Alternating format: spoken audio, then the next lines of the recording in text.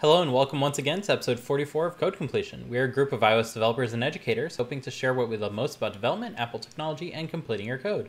My name is Dimitri and I'll be your host once again for this episode, and I'm joined today by my fellow completionists, Spencer. Hey there. And Fernando. Hello, hello. So before we get into our main topic, it's time for our IndieAppSpotlight. Today we are checking out Music Info by Jordan Hipwell, an iOS app with a single purpose, to provide you with the info and metadata about your music library. Unlike iTunes and music on the Mac, music on iOS doesn't tell you much about the songs you own. This isn't limited to information about the song, but also your own stats like play and skip count. Music Info gives you access to all of this and more, completing the experience for when you need that little bit of information. Music Info costs just $1 on the iOS App Store, less than $1, 99 cents. So please be sure to support Jordan by downloading it today. Are you an indie developer? We want to hear from you, so please reach out to us on Twitter at Code Completion via DM so we can spotlight your app in the future as well. So it's been a while since we last discussed Apple in the news, and what better time than now? So the first topic we wanted to go over was Apple's recent endeavor to curb child abuse. Fernando, care to elaborate? Sure. So while discussing this topic with the team, and by that I mean Dimitri and Spencer, we briefly touched on it, and I'm pretty sure most of our listeners should already be relatively aware that Apple's done something about trying to curb child abuse. So I'll just give a quick summary. Going to do something.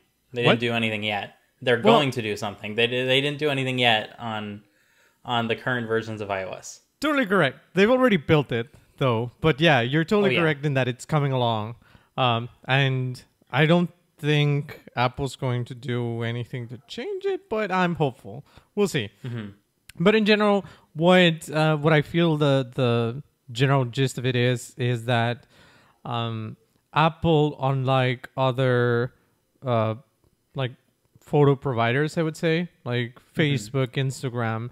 Facebook and Instagram, for example, have this technology where if you upload something into their servers, be it on a direct message or on your public timeline, they'll do an automated scan of it to know whether there's something bad in the photograph.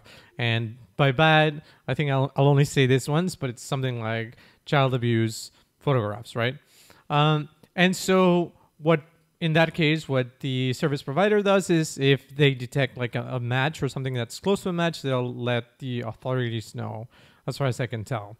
And so Apple doesn't have that because of their privacy stance. And they don't want to begin scanning iCloud backups because that would go against their privacy stance.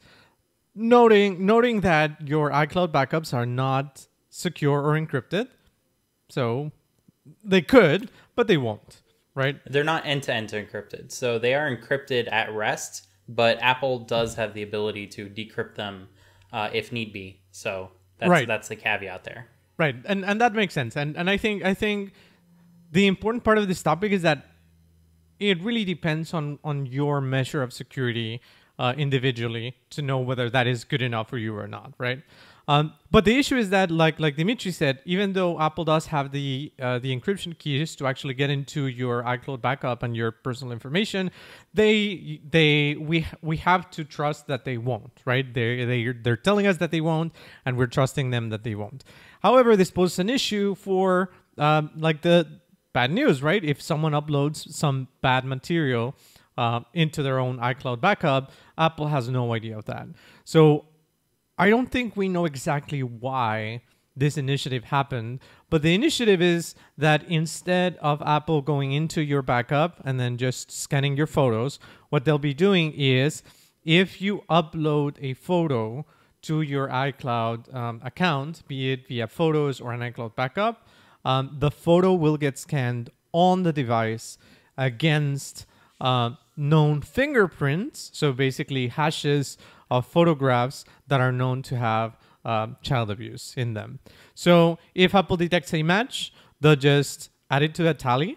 And the tally is, I think, up until like 30, they said? Around there, yeah. Around 30. They didn't want to give specifics for obvious reasons, right?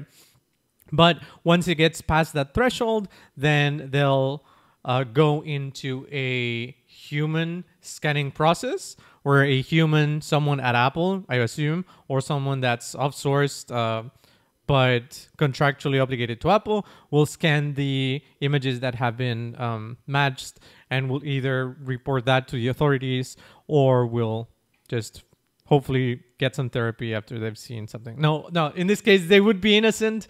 So no therapy needed unless there's like some not great stuff. But anyway, that's more or less the summary of it. And there was a huge uproar. I tweeted some very angry tweets. Made my part, because the issue is that contrary to what like Facebook does, where they scan the photos that are on their servers, Apple is scanning photos on your device, right? That are intended for its servers. So correct. If you turn off the feature that is not going to send it to its servers, they don't care. So that's a key point. That is correct. However, and I think that's interesting, right? Isn't that sort of like, who here has seen Minority Report? Mm-hmm. No, you haven't, Spencer? It's without. No, sorry.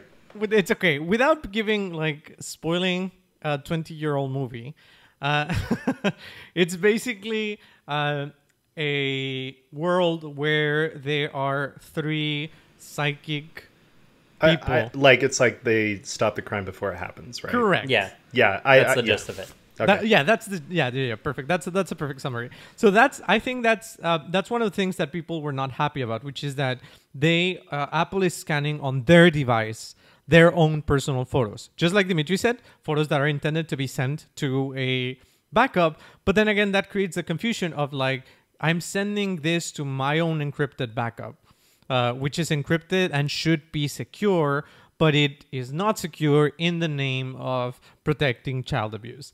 And that's really what opened up a whole kind of worms with questions like, is this my device or is this Apple's device? Because Apple can do anything they want. And they usually do, right? Nobody complains when we get new features via software update. But if they're starting to scan my own information, then that gets tricky. But then like Facebook already does that. And like Dimitri said, those photos were already going to their servers. So then what's the big deal? And on second place, which is, I think, for me, the real issue, is that when Apple scans these photos, they're scanning them against a table of hashes, right? So what's basically happening is Apple doesn't have the actual child abuse images, nor does your device. So what they're doing is they're just basically analyzing the photo using some interesting machine learning and AI technology that's way beyond my area of expertise. And then that outputs a string, 1, 2, 3. If your photo outputs the same string, then it's a candidate for a match. And if you go past 30, then someone gets to review that. But the issue is that this puts the onus on the user to completely trust Apple that they're doing the right thing, right? Because who's to say that a malicious actor or Apple themselves, forced by another country, just basically changes the table so that it scans for like Tiananmen Square photos or like whatever else, right? And so it starts squashing political dissidents. And just to finish my rant, I think that was, to me, like a huge, huge misstep because of the blatant lie that an Apple representative, I can't remember who it was, but it was like a senior VP, when asked whether they would like get requests from countries to modify that database, they said no. But then if China asks them to do that, will they say no? And I think they won't, right? Because China is already on the hook for like, I don't want to get too political on this, right? So I won't go all the way. But China's already on the hook for some very questionable things. As probably are all countries, not on that scale, but as probably all countries. And so Apple's already like turning a blind eye on that because they're 100% dependent on China, right? So I think it's just like a horrible, horrible misstep by Apple in the name of child abuse. And I hate to see that, because I really, really trust Apple. But it's like that Russian proverb, trust but verify. And we cannot verify at all anything. So I don't know. I just wanted to just bring it up to the attention, because I thought it was an interesting topic. But if you guys don't have like a strong opinions on it, we can just move along. From my side, it's hard because you're on both sides, right? Of course, child abuse is something terrible, and you'd never want that to happen or have that be facilitated. But at the same time, it's kind of in the name of our privacy, potentially. And like you said, China, said, hey, we need everyone's iCloud information that exists in China, right? They've true. got their servers there. So exactly what you said, it's like, are they going to say no to China? They've already said yes to China once, right? They've kind of already said, no, that's fine. We'll throw us, our servers in a data center somewhere in China. So they've already kind of bent their knee one time. It seems like a little bit of a slippery slope where it could very easily happen again. It's not only one time. I worked on VPNs for a long time. VPNs aren't allowed on China and on Russia. And that's just because Apple has to follow the law from where they operate. And they operate in China. So Chinese law says no VPNs. Chinese law says you got to hold the iCloud accounts on Chinese servers. And I don't know. It's really an interesting position, way beyond the technology and way beyond like the child abuse issue of like transcontinental companies, right? Their ultimate purpose is to make money. It isn't to be a social force of change, be it positive or negative. It's to make money. So I don't know. It's just frustrating that we're at this point and there's really nothing to do other than discuss it with you guys. I think it's worth also remembering, and I think John Syracuse of ATP brought this up, and most succinctly, if a government wants you to do something, they can make you do that thing. There's no Apple didn't open a can of worms by introducing this feature. If China wanted them to add this feature and that was the only way to put phones in China, this feature would exist. And that's really all there is to it. If the NSA told Apple, hey, you need to add a private scanning thing for these 3 users and it must be in the next version of iOS, guess what? It's in the next version of iOS. There's nothing Apple can do other than drag their feet to not comply with that. So I don't think there's a whole ton of like people saying that Apple opened up a can of worms with this. I don't think that's really the case. Again, this is for stuff that's intended for their own servers anyways. They're just choosing to do it on device. And an obvious conclusion to why are they doing it on device and not on their own servers? Well, maybe they don't expect their servers to really see the raw bits for very much longer. And they're paving the way to get rid of any excuse that the FBI or our local governments might have with regard to why can't we access the data. One of the big ones is, oh, think of the children, and now they can't use that excuse anymore because Apple is taking some preventative measure against that. So it's worth thinking about that. A lot of people, myself included, have brought up on Twitter saying what's the point of Apple playing vigilante here by reporting people? They could just deny the possibility for those images to ever land in a photo library.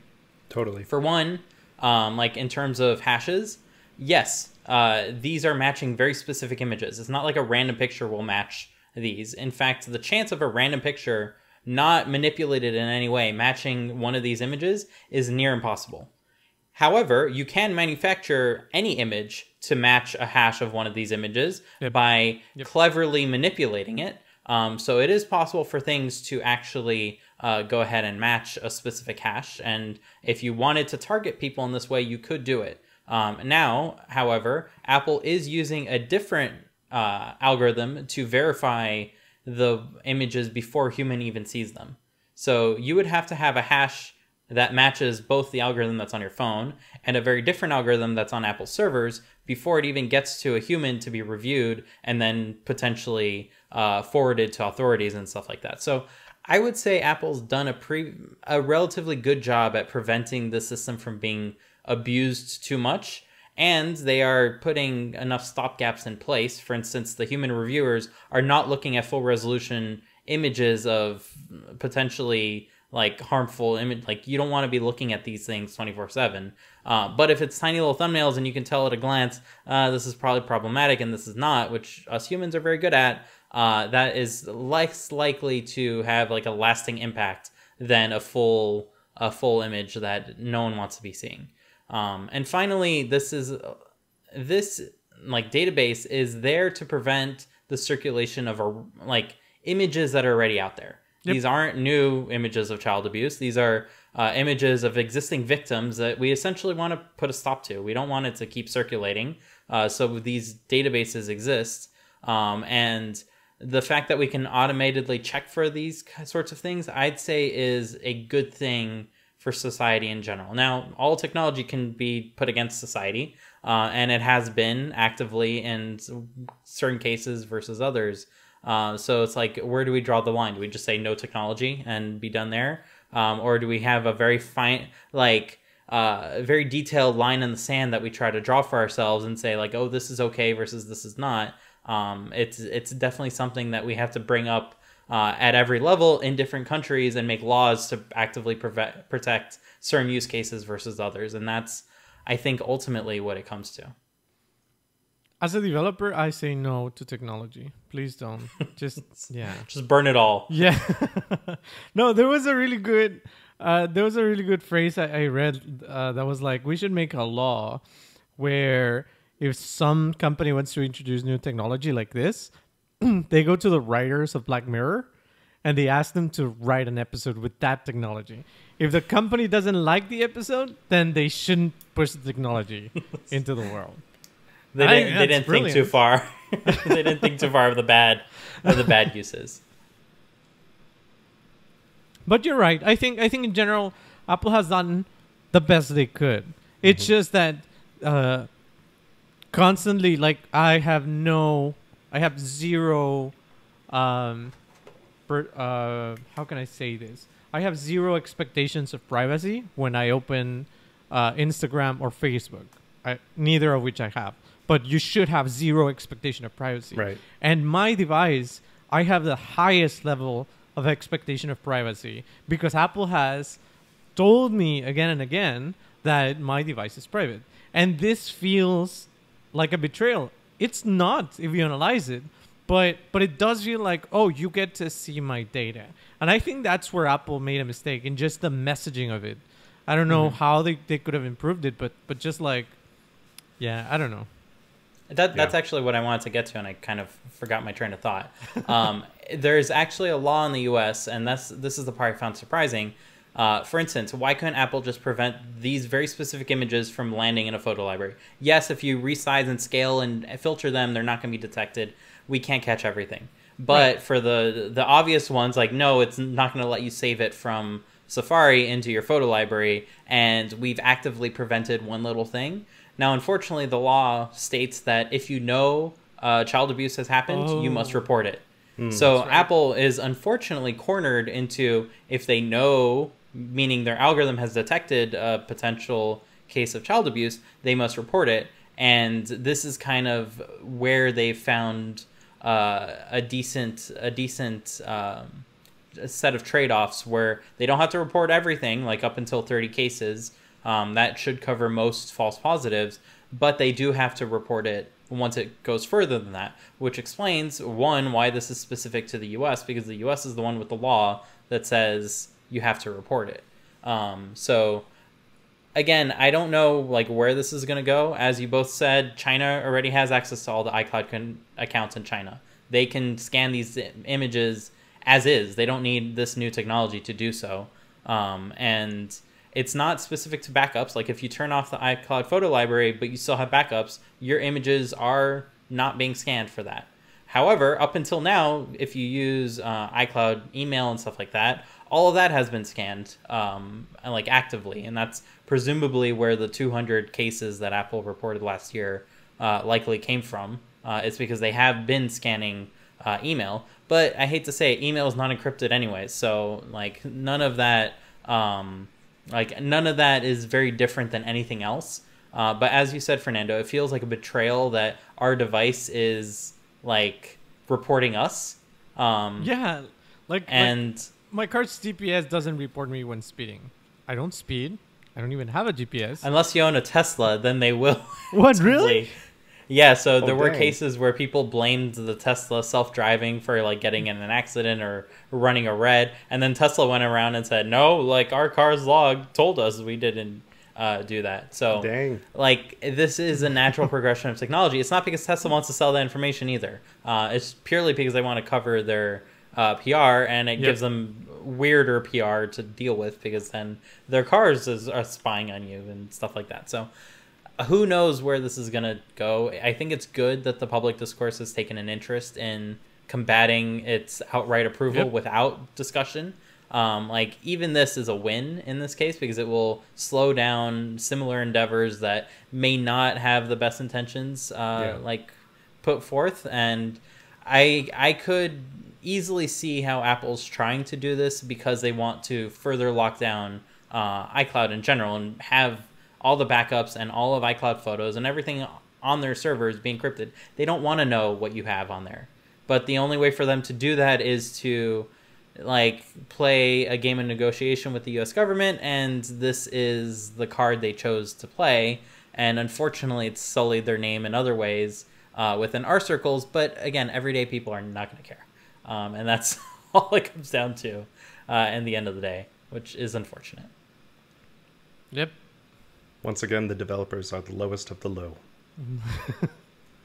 Which is an excellent segue into our second topic, which is hot off the presses, Apple's decision to settle with U.S. app developers. I didn't even know all U.S. app developers were suing Apple. I was not aware, but apparently we were, and they decided to settle. So what changes can we look forward to, Spencer? Yeah, well, now they're going to allow app developers to accept payment from third parties. So Apple doesn't get a cut if you choose to do that. There were some interesting things, and I really haven't looked into it a ton. I just saw this like less than an hour ago, but correct me if I'm wrong here.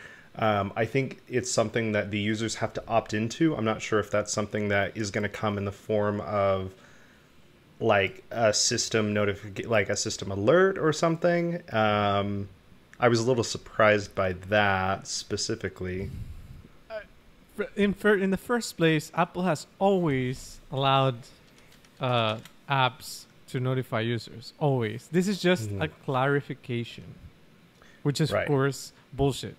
But that's how they spinned it. And I am also in the same boat as you, Spencer. I have no idea what this actually means. Because as we all know, the guidelines are... They're like Parley, right? Like they're more like guidelines. They're not strict rules. Right. So I mean, nor are they legal-less, right? It's not like legal terminology that's hard to understand. It's super like vague. Like don't do this, okay? Yeah. It very much has that kind of connotation, like feel to it. I guess I should be clear here. Just based on the news article that I'm reading, it's saying that it's still pending court approval. This is like hours after, we're recording this hours after this came out. So it's still, pending approval, and there's no date on when it's actually going to take effect here. So, I don't know if that means a couple weeks or if it means the start of next year, right? I honestly don't know. I think it's immediate. Because they, from the press release, it seemed to be like they've already put it out there. And I don't think Apple would unless they had, any other resource. Okay, let's go through these one by one because it's quite interesting how much they're saying they're doing versus how much they're already doing. Right. So the first one is in validation of the App Store Small Business Program success, they're going to continue to maintain the program for at least 3 years. So this is the program where if you make less than $1 million, you can keep 15% more of the price that you set. So this is the price that you've always been able to set. They like to clarify, like they're not setting these prices, which is what they got in trouble last time with the ebook stuff. So Right. they need to say that. Right. So this is not a change. They're just saying for the next 3 years it's not changing. That's the new info. Right. Agreed. Okay. The next thing is App Store search is like a thing, and it is going to continue to be objective and not something that's going to be tweaked in Apple's favor for the next 3 years. Again, this is exactly what it has been doing for the most part, minus like a few hard-coded things for news or whatever has come up. These are apps that are already installed, but if you uninstall them, they wanted a way for you to get them quickly. Like that's the non-malicious way of reading into it, and it has to stay non-competitive for the next 3 years. That's what this next paragraph is basically saying. So that's also unchanged. Right. To give developers more flexibility to reach their customers, Apple is clarifying that developers can use communications such as email to share information about payment methods outside their iOS app. This does not mean that they can, within the iOS app, accept payments via credit card. This just means that via email, you can tell your customers, hey, you can buy more credits online, and those will apply to your account. Which has also been allowed up until now. Which, like, I don't know why Apple is going through this rigmarole or who these U.S. developers are, because they screwed the pooch here. This is not useful to anyone. So I actually don't know. I don't know if there's any case of a developer. Like, I would have to look at the history of the guidelines, but I don't know if it was specific at some point that you couldn't buy things to get in-app features unless you were using the in-app purchase. So that was a very old rule, and I know exactly which one you're talking about, but it's been years since that has not been the case. Okay, that makes sense. Which is, like, I don't know. So during the Epic court trial stuff, what did come up was the first email that you send out immediately upon acquiring a customer via the iOS App Store cannot, under any circumstance, link to like purchase options. And that was because Apple gained you that customer. Like, you don't get to skirt the rules completely and get out of it so long as like the customer has a chance to try the in-app purchase first. That's Apple's mentality around it. I think the only thing this rule is clarifying is that even that first email, like, you can go ahead and tell them, like, you can purchase in wherever you want. That's all it's really clarifying. Right. It's not saying much about, like, you can accept payment within the app. You can send Also links to your website from the app. Like, none of that is included in here. That's what kind of blows my mind here looking at this now is I thought there was going to be something that would say, hey, feel free to sign up for Netflix or whatever it is, inside of the app and then take them to Safari or something. If it's all through an email, what's the point? Then Apple's still going to either get the money if it is an already existing in-app purchase where people aren't going to know how to do it in the first place if it is online. So this is a tweet. I just sent you guys a tweet from a random user where I first saw the actually it's not a random user, apparently Benedict Evans. Kind of a big deal because he has a blue check mark. Ooh, he's verified. And 320,000 followers, so kind of big deal. Worth more than ours. Yeah, combined. Multiplied. Times like 100 or so. He has a screenshot of like the new guidelines, I guess. And it says that developers cannot use information obtained within the app to target individual users outside of the app to use purchasing methods other than in-app purchase, which to me sounds contrary to what we've been saying. It says here, such as sending an individual user an email about other purchasing methods after that individual signs up for an account within the app. So basically, just like Dimitri said, you cannot just say, sign up to use the app. And when the user signs up, you send them an email saying, hello, you can purchase a plan here on my website. So apparently you cannot do that, which I think, I don't know. That's weird. It's very weird. So this feels very much like everyone has found a workaround to Apple's in-app purchase thing, which is not really a workaround. It's tons of friction, pain in the butt, but it is a workaround that like Apple can't do anything about, no matter what they want to do. And they're basically saying, oh, by the way, like everyone, this workaround has always existed. Like you can't fault us for doing what we want to do and protecting our bottom line for like no good reason. Like, come on, Apple. But they've just clarified this workaround exists, and you should know about it too if you want to read our guidelines. We're never going to mention this again.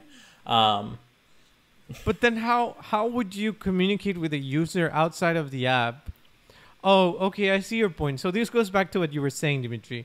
If you got a new customer through Apple, you cannot email them about other purchasing methods. Unless you ask them first, like, hey, is it okay for us to email you about like promotions and stuff like that? But it says here that you cannot use information obtained within the app to target individual users outside of the app. So if a brand new user opens up their app store, randomly searches for an app, opens that app up, signs up, the developer can never tell them about other purchasing methods, right? So I think they can.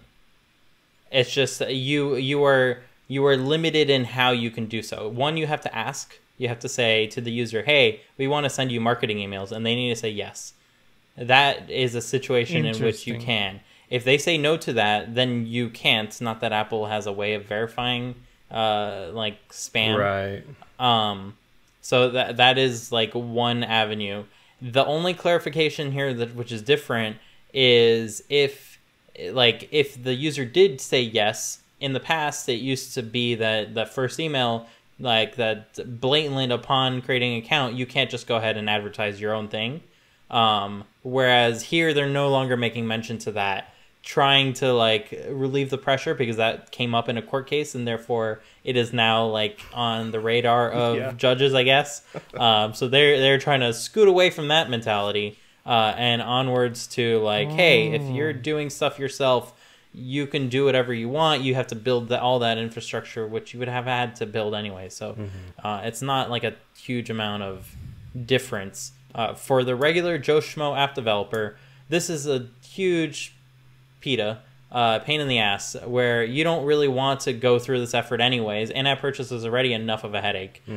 So like, it's not going to net you a huge difference in the amount of sales. And Agreed. If you are a giant developer and you want to sell subscriptions outside of Apple's control, and you still have in-app purchase, but you want to also like have your own slice of the cake, this is an option for you, I guess. Actually, it doesn't even make it mention to a lot, right? Well, it depends what you're doing. If you own everything about the process, then 30% is an arbitrary number, right? Like, it's not something that you are subdividing into other legal agreements. If you are distributing stuff that you don't own, then 30% is a huge amount because you wanted to just make 2% on that, and that's now impossible because like you have to already raise the price more than what the MSRP was.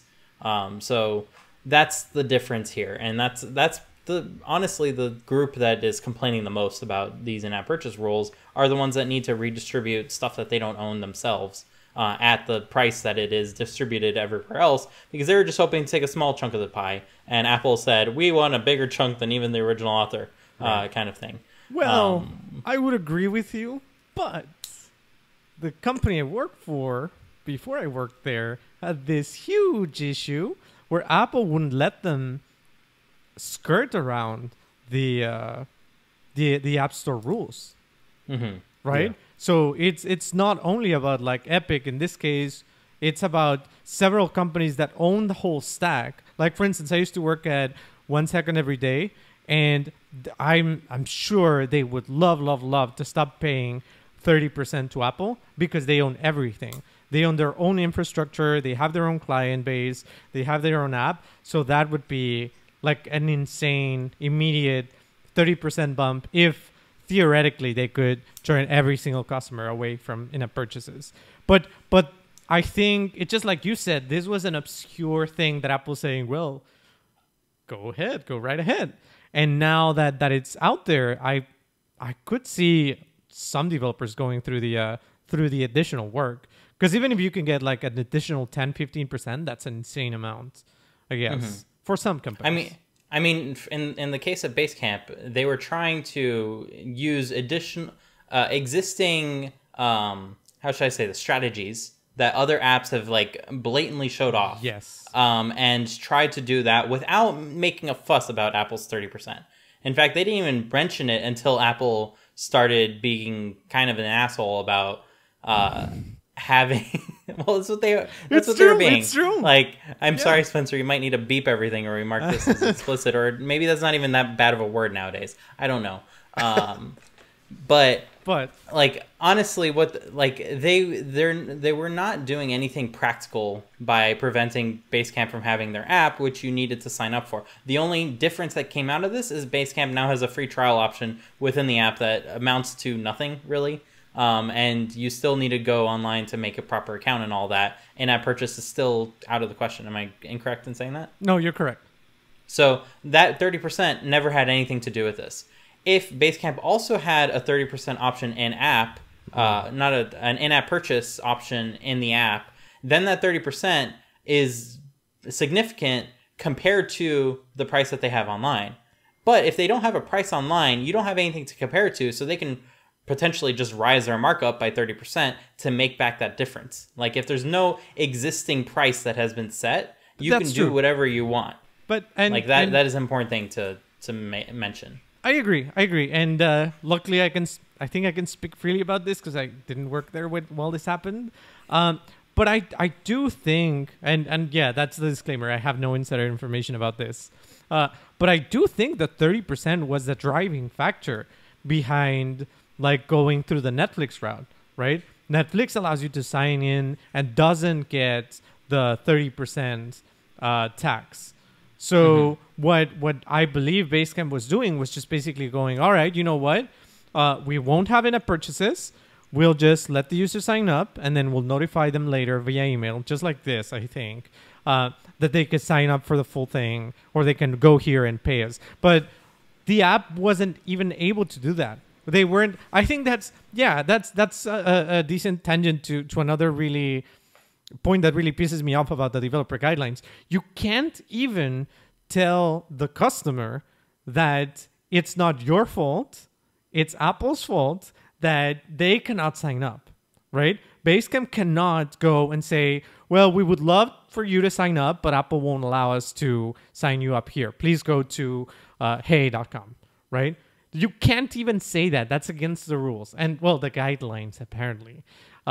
But it's super frustrating that all of this is like divination, basically. Like, oh yeah, Netflix can do it, but you cannot. Oh yeah, sure, we've always been at war with Southeast Asia or whatever the meme is. I don't know. So Netflix never really they've settled into not even telling Apple, like, their users either. They said, sorry, you can't do anything about this, and that was the end of that. But Netflix is like a big brand name. Like, people know to go to netflix.com. Yeah. In fact, you can very easily influence this process by just putting a little .com next to your brand every single time it comes up, and then everyone knows they can go to netflix.com. There are ways of doing this, and I'm reminded of what Panic was doing for Transmit when they needed to move users over from the App Store, the Mac App Store version, to a private license to get additional features. They basically set up an email that said, hey, like, if you can't do anything about this, please contact support. So if you contact that email, it will automatically, like, it doesn't even check what you're saying. It will automatically reply with, hey, by the way, you can get a transmit via this, like, using App Store's rules, basically, saying, like, hey, if they consent to an email, you can basically send them whatever you want. Yeah. And that has more or less been fine. It's like a weird workaround. Like, again, it's a collection of weird workarounds, which is not good for Apple's platform in the long run. There shouldn't be workarounds for all these things. Like, Apple should Just support proper flows that users are going to want to take. Yeah.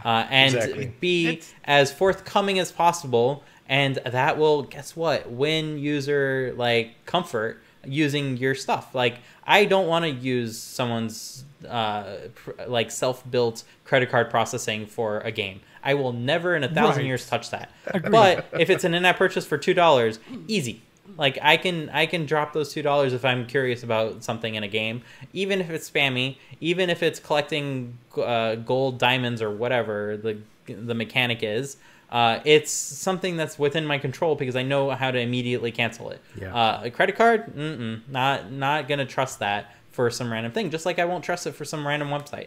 Like, if a website says, "Oh, we do commerce. Here's our shop. Here's this cool thing you want," I'm not gonna trust purchasing something on that website. Sorry, my web hygiene has taught me otherwise.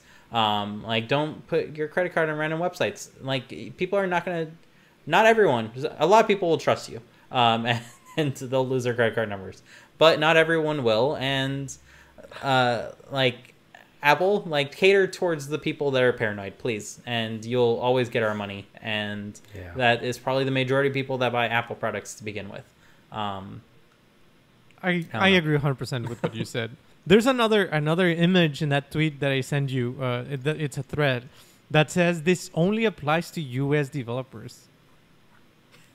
AK, where the law has been placed. Jeez. Yeah. We go back, full But there's no circle. change. There's no change. That's what I will get. It's so true. Looking at this, there's almost nothing new to this. It's just like, okay, we've said, yes, it'll keep going for the next 3 years. So, wait. It says here, Apple will also remove the prohibition against US developers using information obtained within their apps to communicate with their customers outside their apps about the use of in-app purchase, subject to consumer consent and opt-out safeguards. So it was forbidden. Yes, that's what I said. In the court case, they laid clear that, like, they don't want that happening. And I think that was something they didn't necessarily want to publicly admit to, but because they publicly admitted to it in a public court hearing, that caught the eyes of whoever was listening at that point in time enough to, like, make a point that they need to rescind that particular rule. So because it's baloney. Like, there's no way around it. So what happens if you're, like, on the sign-up screen and it says sign up for marketing and you opt out, you sign up for your account, and then you get an email saying, "Thank you for opting out. Here's how you can buy the product." It's like, Fernando, I have one better for you. If you uncheck the sign up for marketing, the button dims. It doesn't get disabled. It just dims. So everyone just assumes it's disabled. These are some dark patterns going on here. but I agree, and it sucks. And No, okay, and that's the thing is Apple just shouldn't even need us to do this. Exactly. It's so much friction. I don't even care about the friction for me. I care about the friction for the users. Like, that's who we're making the apps for. Like Dimitri said, even if you decided to do multiple payment options and they let you charge more in the App Store for the people that are just like, convenience over the amount that I'm paying, great. Use, the in-app purchase option. Otherwise, send them to, a Stripe checkout or something. But alas. I agree 100%. It just, it's ridiculous that Apple is making all of these rules that you have to play around just to get a level. And it's not for the customer. Like, exactly. If these rules were for the customer, they would be the following. Like, if you want to put your own purchase stuff in the app, you also have to put in-app purchase, and it has to be the same price. Therefore, it's for the customer. Like, me, a customer, never going to trust the credit card thing, but will do the in-app purchase. Yeah. Now, if the in-app purchase is 10 times as expensive, all of a sudden I'm being motivated to go with the cheaper option and therefore compromise my credit card number or whatever. That should not be allowed. Like, I'm going to side with Apple there. That seems completely reasonable from a customer's point of view. Agreed. Similarly, if you don't want to do that, then don't put any purchase stuff in the app, but allow the developer to say, hey, go visit our website. Here's a button. Exactly. It will push you to Safari. Just a button. That's it. Like, even if there's no button, if it's just text that says pushing Sure. you to Safari, like you need to go to Just this to give them an URL, inkling that's of fine. what to do. But Yeah. but if we're going if we're going down that route, why would you even send the customer away, right? If it's Yeah, already, you don't want to do that. what? You don't want to send the customer away, right? Like, they're going to forget to come back to your app. They're going to That's be what I'm uninterested. saying. But if Apple allowed you to do that, what's from like allowing you to do the whole flow on the app? Like there's Yeah, no I guess. benefit to the Good customer, right? It's only a disadvantage for the app developer. Yeah. Because if the customer is already going through that funnel, then just like you said, Dimitri, you may lose the customer at any point in time. Whereas if they were in the app, it's much less likely that you would lose them. And that's a decision, that's a politically motivated, well, I don't know if political is the right word, but that's a decision, Financially a policy motivated. decision by Apple, Yeah. right? And so it's like, why? Is it just, I just remembered. I think it's because of the money, 100%. Yeah. There was during the Epic trial, there was an email by Phil Schiller saying, hey, we're charging 30% as a cut, but the App Store is nearing $1 billion in revenue per quarter. Should we go down to 15%? And that was like 8 years ago. I think the App Store, generates 16 billion in revenue now? So it's like, come on, dude. I mean, it's all about the bottom line. And Yeah. this is so on Apple, I guess.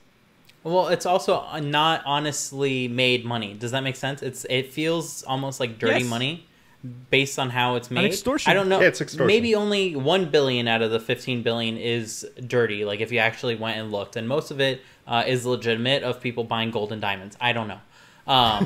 But like a lot of them are of these weekly sponsorship, like not sponsorships, weekly Subscriptions.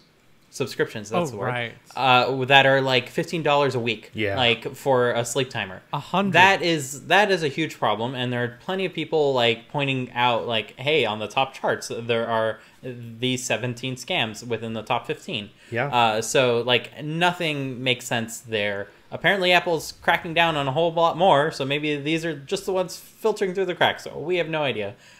Does not matter though. Like I think that the fact that Apple is earning money in this way should be like perceived as shameful from their point of view because it hurts their customers. Like if people are falling for these traps and they're like, I don't really like, why am I trusting Apple? Like if I were going to fall for these traps, I would be fine on Android and I get my fancy font that I can have system wide and I'm happier there. And side loading like- apps. Yeah. Well, which is apparently a huge pain. Like on Android, it's such a huge pain that no one does it. Right. But it's allowed, and therefore they can, I guess, not really skirt anything since Google's in the same trouble. So it doesn't really matter. Maybe that's why Apple's not even going down that rabbit hole, because it never mattered. I don't know. But you bring up a good point. Like, it's all about making money. And clearly, if you go down to the bottom of this press release, they say launching the News Partner Program, where if you are part of News Plus and you do all the things that we want you to do in your app, where you control your experience and your spying process, you can also get 15% instead of 30%, which is like, it's a negotiation tactic, yes, but it is also there to make more money for News Plus, which again, like Apple, it's great that you want to push these services and stuff. Push services that are actually useful to and working for your customers, rather than strong arming a bunch of partners into doing the things that you want. Maybe they don't have much ability to strong arm news developers since they're succumbing to lowering the percentage in their apps. I don't know, but it feels petty, and I think everyone sees it. Like customers see it, your partners feel it. It's all around. And I'm sure the people who work at Apple, they feel it too. And yes, you might be getting more money this way, but you're also losing money by losing customers in the long run. And I don't know how best to tell you that. I think you said it pretty well. Yeah. It's just penny Like- pinching. It's like the removal of the charging blocks from the iPhone cases. Like, sure, most of your customers are going to be repeat customers and you already have like a charging block. That makes sense. But it's like, it's I can't, if it's not a repeat customer, you can't use your phone. You have to plug it into your computer instead of like having it on your nightstand. And it's just, I don't know. That's a tangent. Sorry. I'm just ranting because I'm angry. I think. there are ways to do that properly. Go ahead, Spencer. Oh, no. Sorry. Kind of just to go back. It just, especially after reading the actual press release from Apple, these are just platitudes. It's like nothing is actually happening. I woke up from a nap and I saw the headline. I was stoked, and now I'm like, this is all ruined for me. There's like nothing that's changed. I mean, much less talking about a third-party app store. We're not even, close to that. Hopefully we get to the point where, everything that's kind of been brought up in all of these court cases with Apple get talked about. And I think it's better than nothing that these things are getting talked about. But at the same time, it's just Apple is being such a spoiled child about everything that's happening that they just don't want to let go of their toy. And it's just ridiculous. And they're the biggest, richest child in the country. Yep. Not even the playground, just the country. They don't want to share, and it's petty. It's so petty. They're just going to go stick more money in their vault in Ireland and let it sit and rot. That's all. I mean, going with what you said, Fernando, about the charging block, they could have had an option where you perceive that you save $5 by saying, I don't want the charging block. Yeah. And then you feel good about saving the environment. Apple still makes more money because it didn't cost $5. And you see your price of your phone go from $699 to $695, and you feel good about that. And that makes everyone win. The customer feels good about it. Apple feels good about it. The environment feels good about it. Or even saying, go to an Apple store and we'll give you a free block. Right. For the people that want one. Like that would be annoying, but okay, I get it. That's fine. Yeah, and the everyone else is guilt tripped into not asking for the free block because you already have 17 of them. Yeah, exactly. Totally fine. Like, I don't want another free block. Like, I agree. Like, that's a good idea, Apple. But they chose to not do that. They chose to still have, I think they lowered the price of their block, which is nice. It used to be like outrageously expensive. $30? Now it's just expensive. Yeah. So like, there's a lot of these little paper cuts that Apple has been inflicting upon themselves. I don't think this coming out on a Thursday is probably to hide it, to be honest. Like, hey, look at the headline. The headline's good. Look at the headline. Yeah, Especially people, U.S. lawmakers, look at the headline. Yeah. That's who this is geared towards. It's not geared towards us. We're going to outcry. This is going to turn into bad PR, most likely, because anyone who reads any bit of it is going to notice the bad PR. There's some good PR in this. Apple will establish a fund to assist small U.S. developers, particularly those who have made less than $1 million total between 2015 and 2021, which, Spencer, high five. We're going to be helped out as small U.S. developers. Yes. Oh, by the way, I don't know how they're going to help us. This also encompasses 99% of developers, so have fun trying to be one of the developers that gets a part of this fund. Yeah. Whatever the fund is, it doesn't even say. Like, if the fund is just like guaranteed features, if you meet like a minimum of features in your app, like, awesome. Please, Apple, more of this. This is good. Yeah. But it's not that. No. We have no idea what it is. There's going to be details in a future date. Sorry, Spencer, we're both white and male, so we're both out Yeah, of that's this all right. regardless. Which, like, in all honesty, it's better for other people to be able to take advantage of this. We don't need it. For sure. It's just unfortunate that is like how they're ending this on like a good note. I hope this gets some more like publicity so that way Apple can concentrate on it legitimately and not try to hide it as like, okay, fine, we're going to do something good with all this negativity with the U.S. developers. Right. I don't even know who these U.S. developers are. I'm mad at them because they did a poor job. Yeah. Oh my. We serve at the behest of the king. I think that's it. Sadly, it's more like a dictatorship. Well, kings weren't known to be like very democratic, so maybe the same thing. at least with European kings, you had a moment to be democratic when the last king died and the new king was coming up. You could choose that the new king is no good at that moment only. If you don't rise up at that moment, you're stuck with the new king. That's basically Apple right now, right? The last king comes in, sees the previous king, and they go like, I've always been pro-democracy. The monarchy has always served the people. And you're like, that's perfect. I want more of that. Yes. You wait 10 years and then you pillage. And then there's nothing you can do. At least 3 years. You wait at least 3 years. At least. Well, hey, a lot of these things expire in 3 years. So, hey, you never know. That's what that's what I was saying. Oh. My God. That's the joke, Spencer. That was a whoosh moment for me. This week's episode of Code Completion is brought to you by Pennant. Calling all sports fans. Want to keep track of the season, but there's so many teams and not enough time? Check out Pennant. Pennant provides sports standings at a glance. Pennant displays league standings as a simple bar chart where the best teams rise to the top throughout the season. Of course, you can dig in deeper with the team's stats, game results, and more. Version 10 introduced the all-new customizable My Pennant view, where you can build a wide selection of visualizations for any sport, division, or team. Unlike Pennant Premium, to add as many blocks as you like and put all or any of them on your home screen as a widget. Whether you follow MLB, NFL, NBA, NHL, or MLS, Pennant has you covered with more sports and leagues coming soon. Thank you so much to Pennant for sponsoring Code Completion. Download Pennant today on the iOS App Store.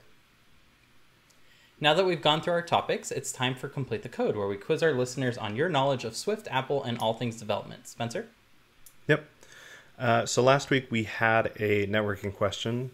It was, why could the data task handler not get a response back from the server? And we have a winner who is friend of the show, Dan Morse, who simply writes .resume, which is 100% correct. And I think we can all collectively as co-hosts and probably every other iOS developer say that we have forgotten this many times. At least I have. Always during a refactor. Always during a refactor, I leave it out. I'm like, why is nothing working anymore? I think it's the most classic, I forgot to do this, and have a large, issue happen. It's setting the breakpoints inside and then slowly going outside and outside until you're like, why is this? Oh, that's right. No. Yep. Say no to technology, kids. So this week we have a Swift UI question for you. As always, if you're listening to the podcast, you can check the podcast art or the show notes to follow along. So we have a Swift UI body with an if-else statement checking the value of a property called isLoggedIn. If true, we build a text view that says you are logged in, while if it's false, we build a text view that says you must first log in. Why is the Swift UI code not advisable, and how can you fix it? So can you complete the code? Tweet your answers to us with hashtag CompleteTheCode, all one word, and the first to get it right will get a shout out on next week's show. So with all that out of the way, it's time for a good friend compiler error, a segment where I get to test my fellow completionist knowledge about Swift, Apple, and all things development. And today we have a theme, and that is Git. Oh, Git. I was gonna guess litigation. Litigation. No. App Store guidelines. Have we had it? Oh, no. We have had an App Store We have, guidelines. yeah. That was a fun one. That's right. I remember. So we have 4 Git-related statements for both of you today. Let's go with the first one.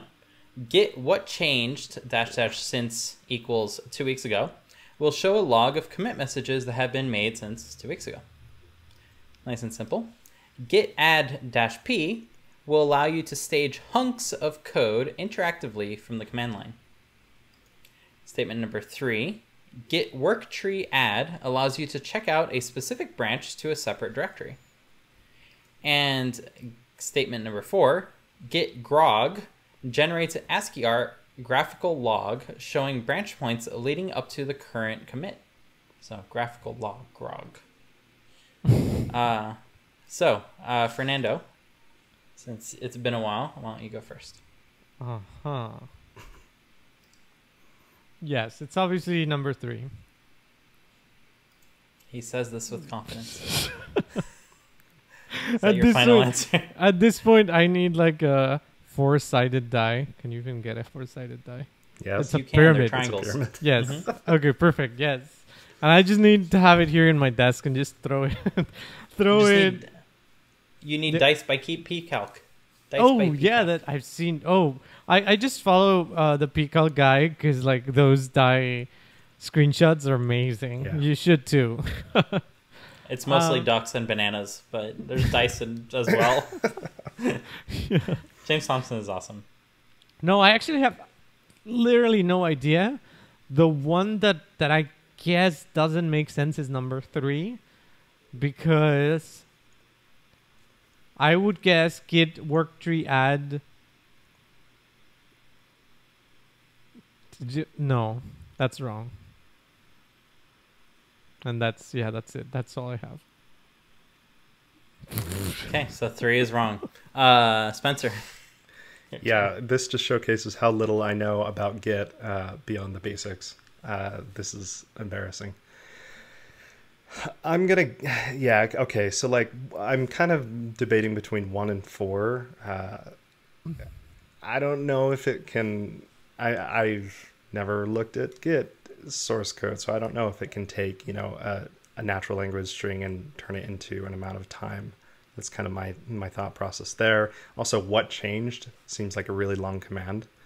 I don't know. And git grog seems like it should be git glog if it's going to be a graphical log.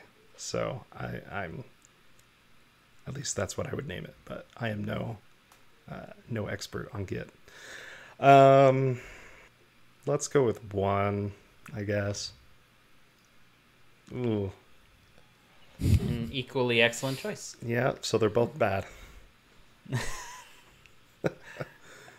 I don't know if I change what I say depending on what I know to be the truth or not. So I guess one day someone will do a meta-analysis of every compiler error we've ever done and say, give you the inside scoop. You can run a little mini neural network on a piece of paper and say, okay, based on how Dimitri has presented this is how you know you got it right or wrong. So let's start with number 4, since you both agree this seems legitimate. Git grog generates an ASCII art graphical log showing branch points leading up to the current commit. So you both believe this to be true, and it is unfortunately the compiler error. So good job, Spencer, for almost guessing this. You get a little brownie nothing points for that. I'm trying to look it up. So there is a command that will give you a graphical log, like with the branch points and all that. And that is just git log -- graph. And then you can add all sorts of extra stuff in there for a brief commit message and all that. So that does technically exist, and you can make your own git grog if you want with a git alias. I was just going to say, well, what if I have an alias? You can make a glog instead. But it is not one of the de facto porcelain, I think they call it. They have weird names for Git. There's like the plumbing, and then there's the porcelain. The plumbing is like the underlying commands that actually do the work, and then the porcelain is just a shell, basically, a shell script. But yeah, so this is not a real command, so sorry, both of you. But we can take these one by one and go to statement number 3. And git worktree add is actually super cool. It allows you to check out specific branches to individual folders, but the underlying Git repo itself will be shared within that original one. So you don't have to duplicate the whole history across your different checkouts. Unlike cloning a local repo, so if you didn't know, you can say git clone and then put a file path there. That will create hard links to all the individual objects in Git, which is also not ideal. This will just keep it all in one place. So that's super neat, especially when you want to check out someone else's code and you don't really want to unstage stuff and stuff like that, which is always a pain. Git worktree add, super neat. Nice.